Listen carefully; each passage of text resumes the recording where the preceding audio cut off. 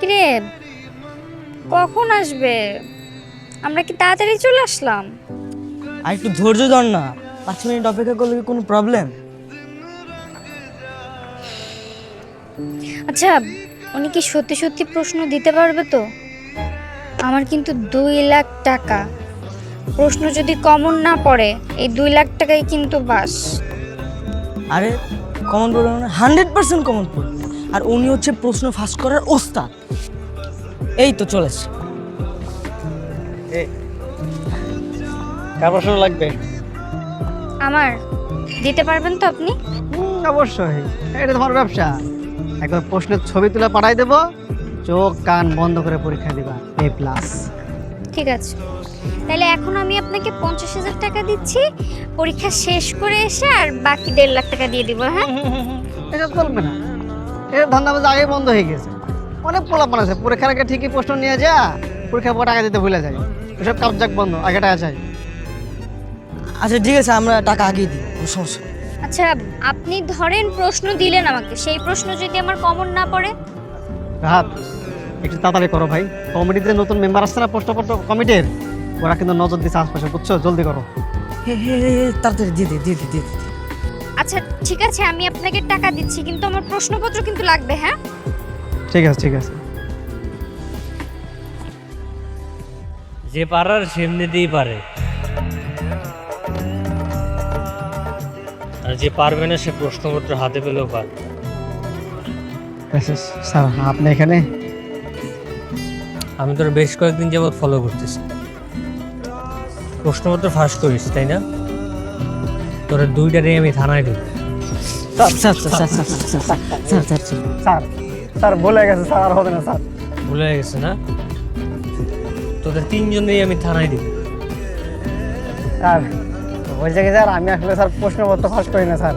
ওই এখন আমি বিদেশ যাবো তো, টাকা পয়সা নাই, কি করবো? এর লেগে প্রশ্ন ফাঁসের নাম কইরা পোলাপানের কাছ থেকে টাকা নেয় বিদেশ চলে যাবো স্যার। বাবা তুই তাহলে মহাবাট পার। তোর তো শুধু জেলা যদি দিলে হবে না, তোর তো ফাঁসি দিতে হবে। স্যার স্যার ভুল হয়ে গেছে স্যার, এবারের মতো মাফ করে দিন স্যার। এভাবে প্রশ্নপত্র চিন্তা না করে যদি একটু বইটা নিয়ে বসতি তাহলে আরো সুবিধা হইত। সারাক্ষণ মাথার মধ্যে সবসময় 2 নাম্বারই থাকে। এই রাহাত, উনি মিথ্যা বললো কেন? হ্যাঁ, তুই না বললি উনি প্রশ্নপত্র দিতে পারবে? এখন উনি মিথ্যা বলতেছে কেন? আবার বড় গলায় কথা বলে। চলো তুমিও থানায় যাবা। থানায় কেন? আমি কি করছি? এই যে পরীক্ষার প্রশ্নপত্র নিয়ে যে ষড়যন্ত্র করছে, এই জন্য থানায় নিয়ে যাবো। স্যার বলে গেছে স্যার, আর হবে না স্যার। প্রমাণ কি?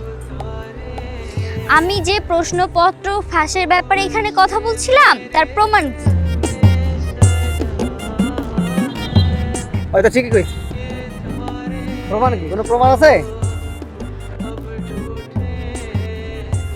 শুনেন মিস্টার মাস্টার সাহেব, যদি বেশি বাড়াবাড়ি করেন না আর প্রমাণ ছাড়া কোনো ধরনের স্টেপ নেওয়ার চেষ্টা করেন, আমি কিন্তু আপনার বিরুদ্ধে মানহানির মামলা করব। ভাই চলেন। এই রাহাত চলাই।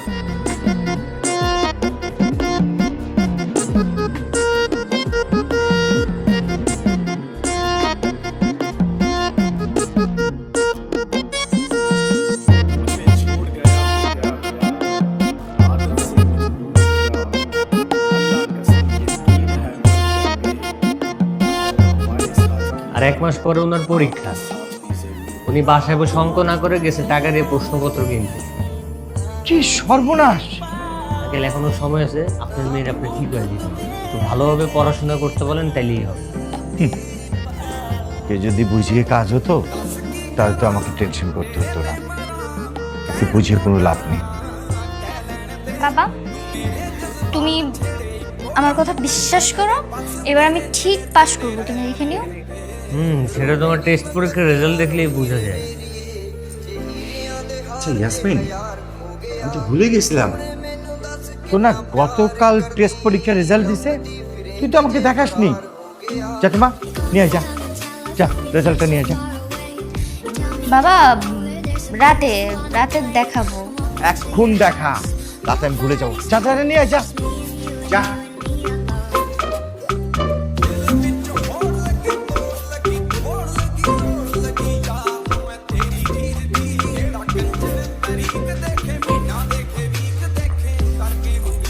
এই নেন দেখেন, এবার দেখেন আমি পাশ করতে পারবো কি।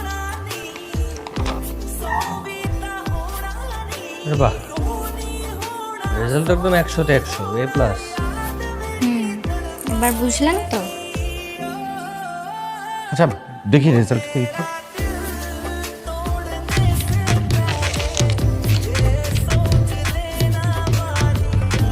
এই যে বুঝছেন, আগের ঘটনা আবার জালিয়াতি।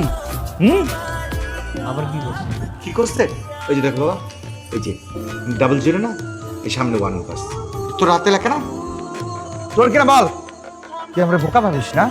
আর এই যে এফ কে এ বানাইছে, তুই কি কোনোদিন ভালো হবি না? শুন, তুই যতই টাল বাহানা করিস না কেন, এই ছেলের সাথে কিন্তু তোর বিয়ে, কথাটা তুই মনে রাখ।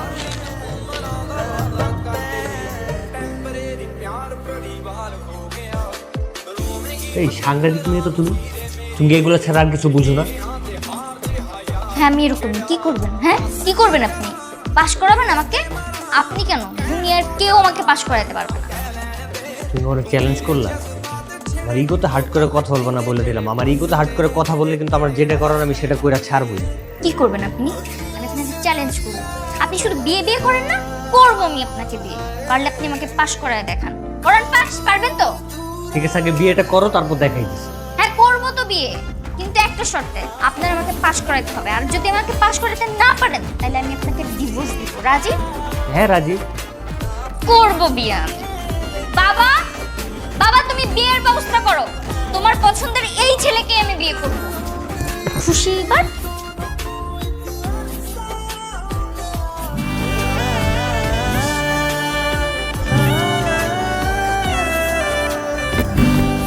দেখ তেরি, এভাবে গরমের মধ্যে শাড়ি পরে বসে থাকা যায় নাকি? আরেকজনের এখনো আসার নামে খোঁজ নেই। আর 10 মিনিট দেখবো, তারপর দরজা বন্ধ করে একা ঘুমিয়ে যাবো।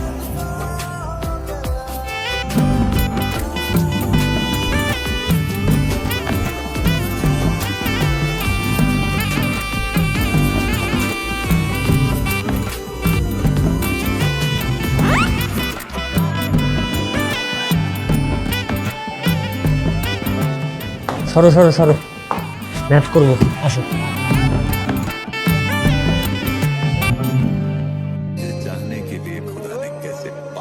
না করে তাকে এসো কেন? পড়তে বসতে হবে, এখন সময় নষ্ট করে লাভ নেই। কেউ উঠো, খাতাটা নাও। আপনি কি পাগল টাগল হয়ে গেলেন নাকি? বাসর ঘরে কেউ পড়াশোনা করে? হ্যাঁ বাসর করে পড়াশোনা করলে সমস্যা নেই। আর তুমি তো এমনিতেও আমার বারবার ফেল করে আদুবন স্টুডেন্ট।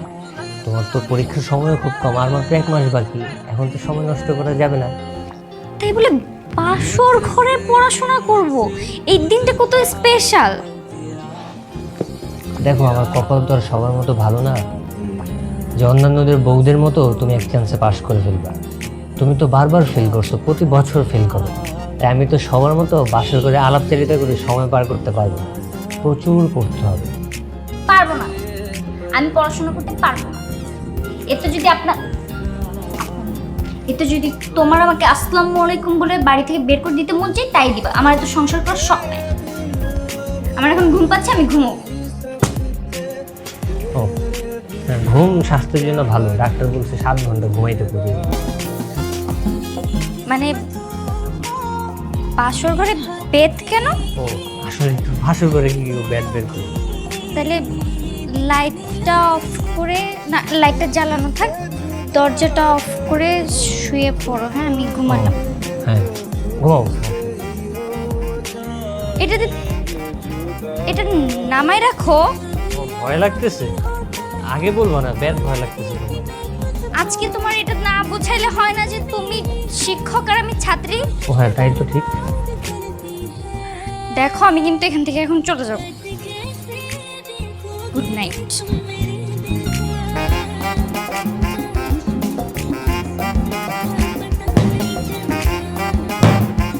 ঘুমা ঘুমা।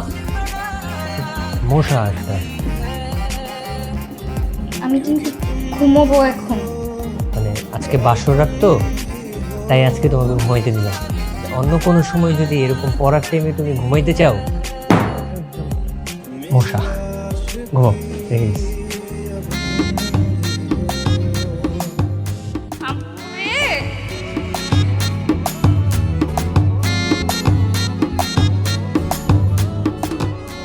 তোমাকে ডাল দিব একটু?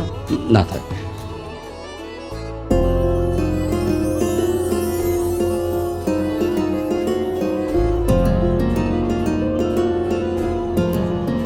সকালে নাস্তার টেবিলে এত দেরি করে আসতে হয়? তোমার তো উচিত ছিল আরো 2 ঘন্টা আগে ঘুম থেকে উঠে নাস্তা করে। কেন? আমি এত সকালে ঘুম থেকে উঠবো কেন?